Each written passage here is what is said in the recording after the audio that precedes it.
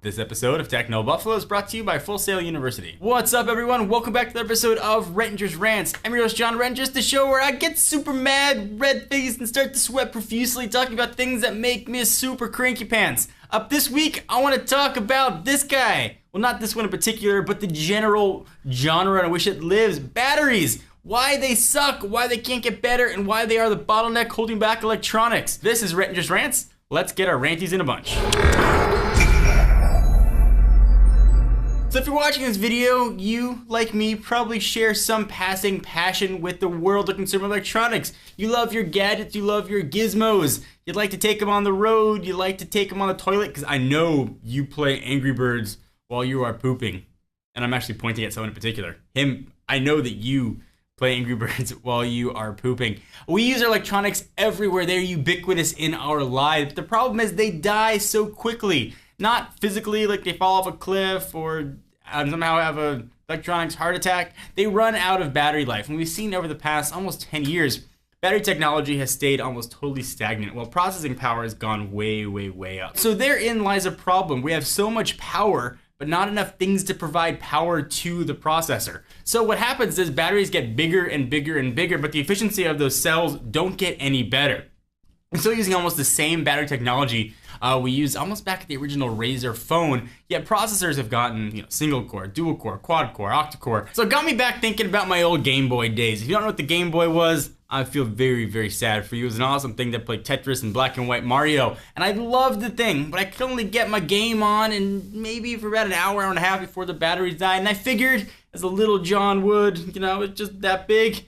John, don't you worry, chin up. Battery life is gonna get better. By the time you're a teenager, your Game Boy will last you for 4 hours. And by the time you're in high school, they're gonna last you for 8 hours. And by the time you're in college, they'll last you for 10 hours. And by the time you're a grown old man, you're gonna be able to play your Game Boy for days and days and days. And if I could go back to the John when he was a little kid, he'd be very disappointed right now, because things just have not gotten better. So why haven't they gotten better? Why hasn't technology improved? Lithium ion is pretty much the standard that's used right now. It's pretty much the same standard that's used in electric cars, primarily. Just stacks and stacks and stacks of cells are what make these cars go, what makes electronics go, but they still haven't improved.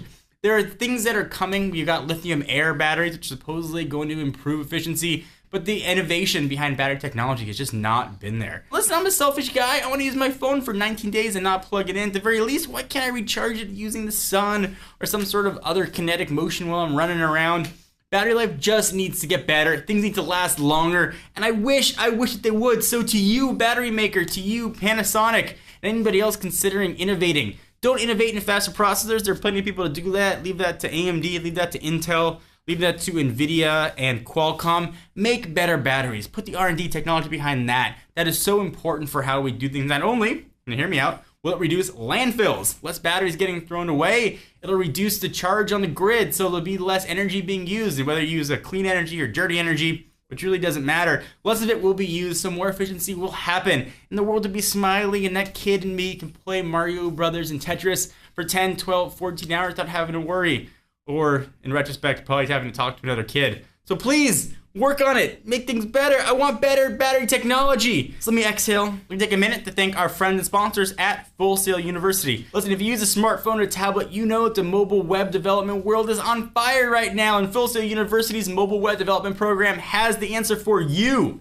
I'm pointing at you. So in this degree, you learn about both the programming and business development sides of mobile application development, so that you can concept, deploy, develop, and market an application from start to finish. You'll explore advanced programming languages, visual frameworks, usability principles, and app development for both iOS and Android. Through Full Sail University's Launchbox program, you also receive a MacBook Pro, so you've got all the tools you need to start your developing. So between Apple's App Store and Google Play, over 50 billion apps have been downloaded, and many, many more every day. So get on the bandwagon, give it a shot. This is really the next gold rush of the technology era. So for more information, go to fullsail.edu/technobuffalo to learn more. Am I wrong? Am I just cranky in my old age? I've been accused of worse. I want to hear from you. Leave that in the comments right down below in my pants region. Thank you guys for watching their episode of Rettinger's Rants. Check us out at technobuffalo.com for the latest and greatest tech news.